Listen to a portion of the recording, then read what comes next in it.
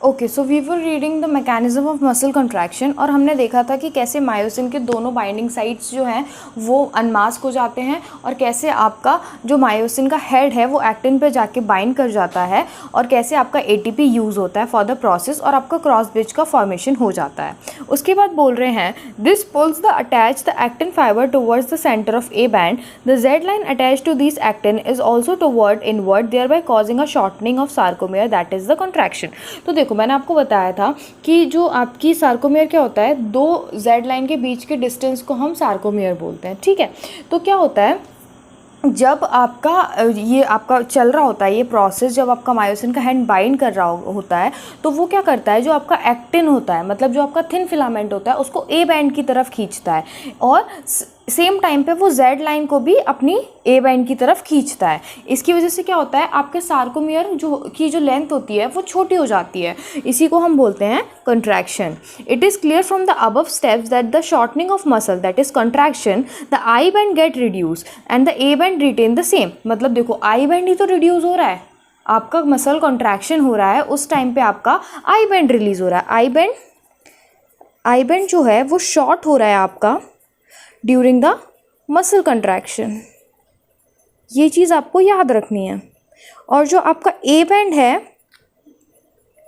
वो सेम रह रहा है, उसमें कोई भी चेंज नहीं हो रहा, लेकिन आई बैंड आपका जो है वो शॉर्ट हो जा रहा है, ये चीज़ आपको लर्न करनी है, ठीक है। उसके बाद बोल रहे हैं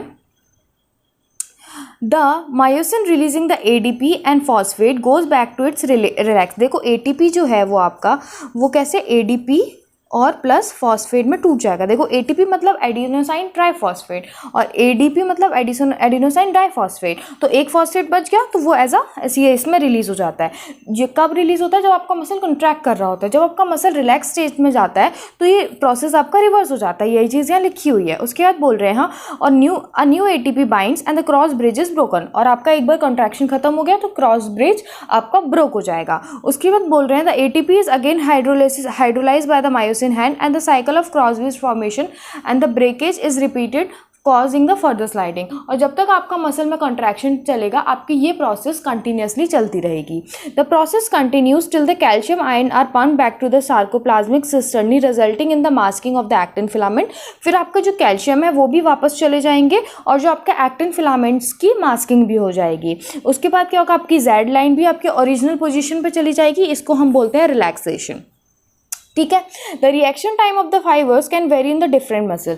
तो जो आपका रिएक्शन टाइम है, कितने टाइम तक आपकी मसल कंट्रैक्ट कर रही है, कितने टाइम तक आपकी मसल रिलैक्स रह रही है, वो आपके मसल टू मसल पे डिपेंड कर सकता है, ठीक है। उसके बाद बोल रहे हैं repeated activation of muscle can lead to the accumulation of the lactic acid due to anaerobic breakdown of glycogen in them causing fatigue। लेकिन यदि आप रेगुलर कंट्रैक्शन करेंगे, रिपीटेडली आपकी मसल कंट्रैक्ट करती रहेगी, तो उससे क्या होगा, आपकी मसल्स में लैक्टिक एसिड जमा हो जाएगा। क्यों जमा हो जाएगा, क्योंकि फिर आपकी मसल्स में एनारोबिक ब्रेकडाउन होने लगेगा, मतलब in the absence of oxygen आपका ग्लाइकोजन ब्रेक करने लगेगा, जिसकी वजह से आपका लैक्टिक एसिड डिपॉजिट हो जाएगा मसल्स में।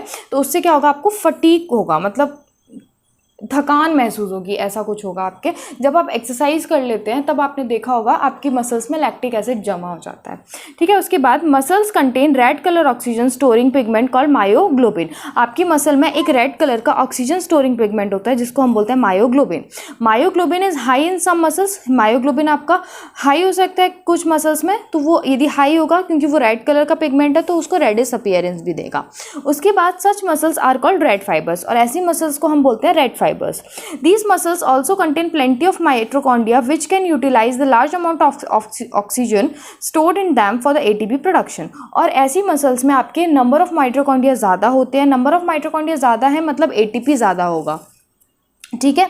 ATP ज़्यादा होगा और ये यूटिलाइज कर सकते हैं लार्ज अमाउंट ऑफ ऑक्सीजन, ठीक है। उसके बाद दीज मसल्स देयरफॉर और ऑल्सो कॉल्ड एरोबिक मसल्स।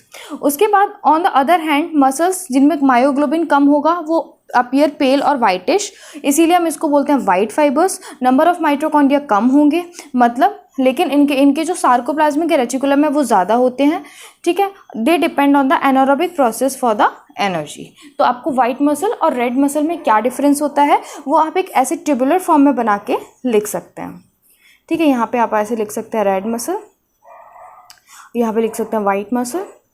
ऐसे आप अपने एक टेबल बना के यहाँ पे लिख सकते हैं कि इधर मायोग्लोबिन ज़्यादा होगा, इधर कम होगा, इधर सार्कोप्लाज्मिक रेटिकुलम ज़्यादा होंगे, इधर माइटोकॉन्ड्रिया ज़्यादा होगा। ठीक है, ये एनारोबिक रेस्पिरेशन पे डिपेंड करते हैं, ये एरोबिक पे करते हैं, तो ऐसे आप लिख सकते हैं।